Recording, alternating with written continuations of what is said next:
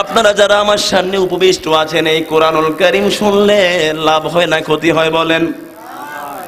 আরো জোরে বলেন, লাভ হয় না ক্ষতি হয়? এটা কি আমার কথা?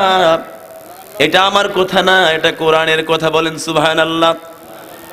আল্লাহ রাব্বুল আলামিন স্পষ্ট ভাষায় কোরআনের মধ্যে নোট করে দিলেন। আল্লাহ বলেন, ইন্নামাল মুমিনুনাল্লাযীনা ইযা যুকিরাল্লাহ ওয়াজিলাত কুলুবুহুম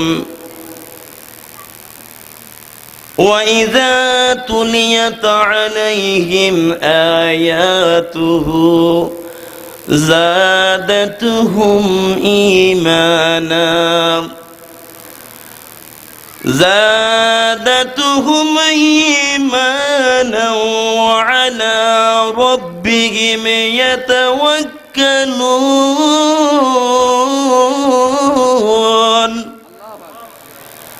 আল্লাহু রাব্বুল আলামিন এই আয়াতের মধ্যে বলেন, ইন্নামাল মুমিনুনাল্লাযীনা ইযা যুকিরাল্লাহ।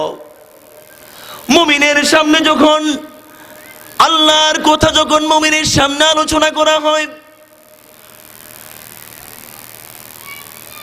ইযা যুকিরাল্লাহ ওয়াজিলাত কুলুবুহুম, মুমিনের সামনে যখন আল্লাহর কথা আলোচনা করা হয়, ওই মুমিনের অন্তরটা আল্লাহর ভয়ে প্রকম্পিত হয়ে যায়। বলে সুবহানাল্লাহ। আল্লাহর কথা যখন মুমিনের সামনে কি করা হয়, তখন মুমিনের অন্তর প্রকম্পিত হয়ে যায় আল্লাহর ভয়ে। সুবহানাল্লাহ বলেন না? কোরআন শরীফে হাদিস শরীফের আলোচনা করে রাত দিন করলে কোনো শেষ হবে বলেন?